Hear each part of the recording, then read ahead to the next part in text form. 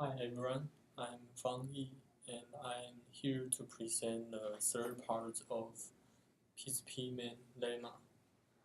And in this part, I will show that how do we construct this new constraint for making the gap from epsilon to epsilon prime to amplify the gap. And intuitive saying that at first we transform from the constraint to an edge, and we want to have a new constraint that is represented by a path. And on this expanding graph, we want to say that if the broken edge, that is the broken constraint, is with epsilon, then the way we define the path is broken with the ratio of epsilon prime. This is an illustration that this path represents a new constraint, and each edge represents an old constraint. And if some edge is broken, then we say that this path is broken too. So our main goal is to show that the broken edge to the broken path to the old path is more than epsilon prime. Then we will finish our proof in this section. And this has split to several parts. The first part is that we can say that the broken path will equal to the broken edge. What does it mean? That is, given this edge, we define a random variable v that defines the number of the broken edge. And if this path is bad, if any of the edge is broken, so we define that if v is bigger than 1, then this path is broken. So this equal to this one. And by exercise 22.4, we have this one were bigger than this one. And each component is computed in different parts. The above part is computed by clam 22.5, and the denominator part is computed in the clam 22.11 and 22.10. And I briefly outlines how does he achieve this criteria. To compute the expectation of v, we can just write down the definition that is. Let me stay more carefully. As we want to compute the expectation of this path of the number of broken edge on a certain path, then we can make our restriction more strict. We want to find that the edge between t plus delta square root of t and t minus delta square root of t. As we only consider the broken edge between this interval. The first one is 1, 2, 3, and t minus delta square root of t, and until 2t plus 1 is passed. And we will only consider the broken edge in this part, and this will give a lower bound of the original probability. So we consider this part and find the expectation number of the v itself that is in the middle, and is truthful, that is each of them assign a different value, and is a broken edge. So we have 3 criteria to satisfy, and we can write it down as summation over all edge, and is truthful given that the certain age is the j's component, and times probability to this one, and times the probability of bad edge. So by claim 22.11 we got this one were bigger than this one, and by claim 22.10 we got this one equal to this one, and we will get this one to have a lower bound of expectation V. And to evaluate this group, we will use the claim 22.12. And I'm here to go deeper to the detail of this proof, but I think to get this concept is more important. Okay, let's go back to the proof. So the first part is that given an edge that is the ith component of this path, its probability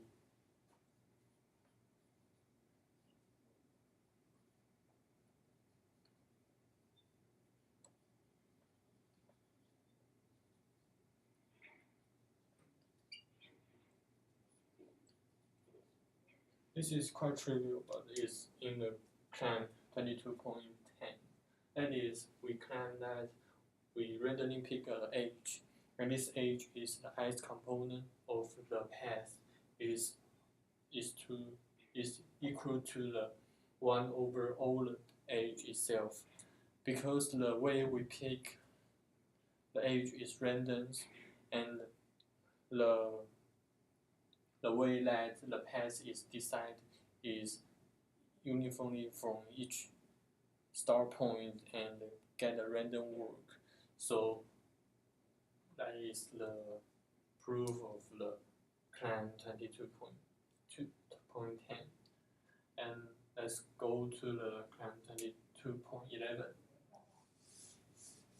That is, we want to find that if it is given that the age is between j, given that the age is in the middle, that is I t times delta square root of t minus, and we want to find that the age that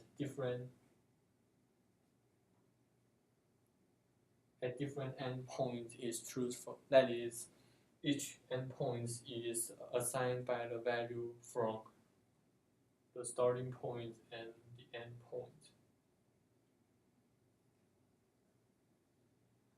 And if j is equal to, then this proof is quite obvious. That is, the condition will hold if only if that this one belongs equal to t and this one equal to t. And we have found that given this age, we can grow the path from this age to each different point, and to find whether these powers were hit by this one and this power were hit by this one, and the parity assignments find that this one will equal to the assignment of this one with probability W over 1 over W. That is because the assignment is just only, the number of assignment is the size of W. So if j equal to t, then probability from this one. That is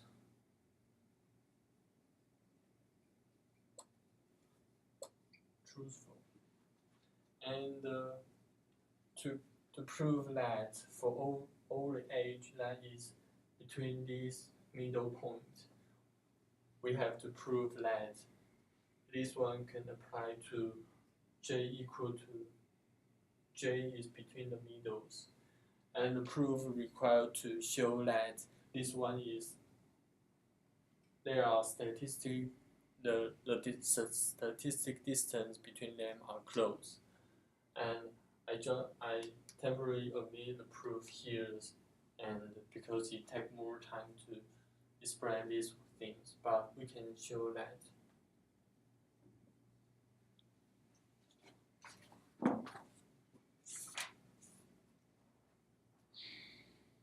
That is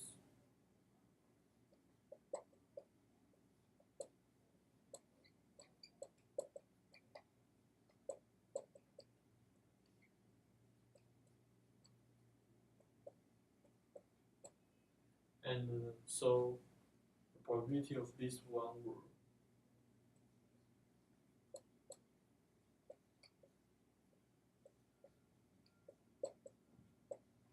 turn to this one that is bigger than this one. So we got this part. And so the expectation of V is proven here.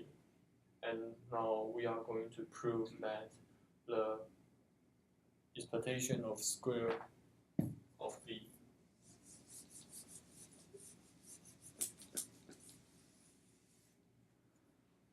And to prove this, we introduce a new symbol here.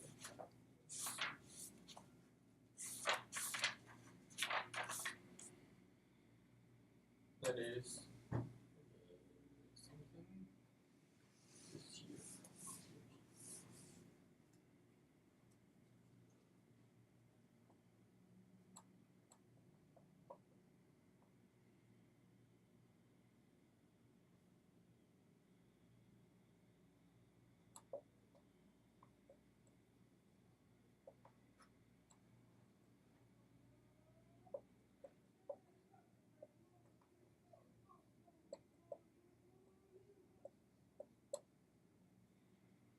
That is, we introduce this indicator and we can easily to find that this one we put this one, and so square of the expectation of the square is equal to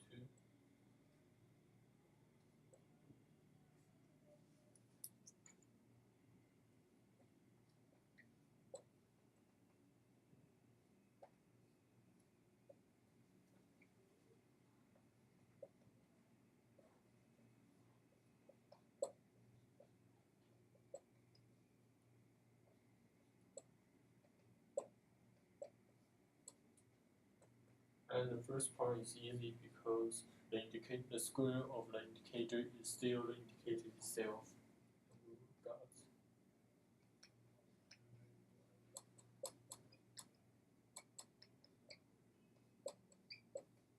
And we have a small change here.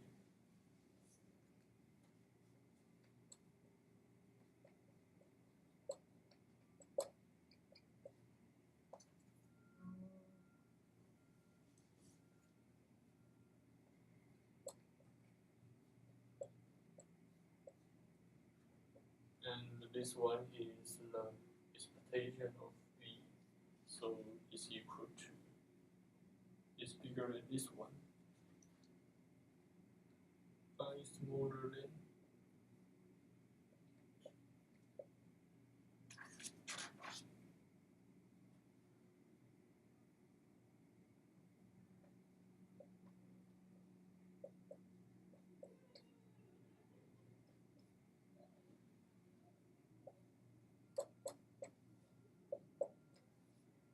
Okay, this, and I'm going to find the value of this one. Okay, it's too small.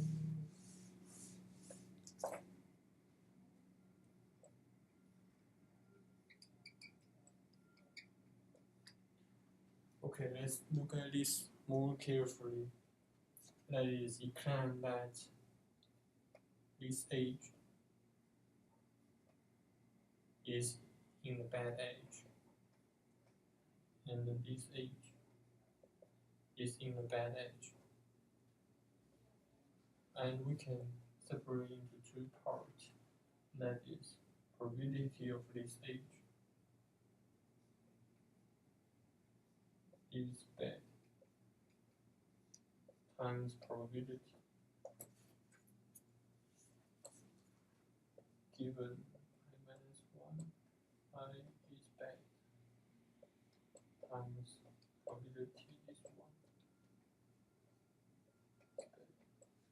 And this one will equal to delta, which is will equal to the fraction of bad edge. And this part require more work to do. That is, we start from I and -1 to I, which is bad edge, and we do some random work to j.1 and j, where this is a bad edge.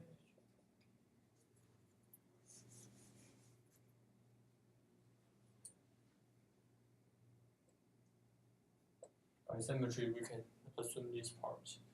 And to find this one, we first find this will equal to the distribution of this edge. We randomly pick an edge and pick an endpoint and go the random work of j minus I, and to find this probability here. So we can find that initially this one will equal to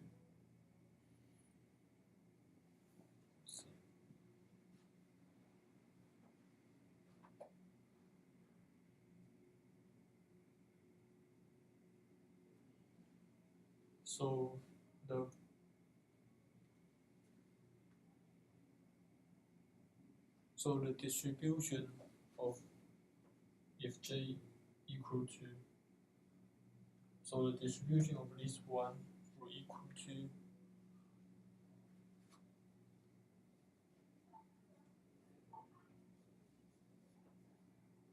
that is the probability of the certain vertex is chosen is equal to this one. That is, if this vertex has many bad edge, then the probability of this vertex chosen will be defined by the bad edge degree divided by all the bad edge, and since there are 2 points, so divided by 2. And we make a random work, so the vertex at a certain path will become p k-1 x. That is, we stepped k step forward, and so we can find the probability of this edge is in F. That will become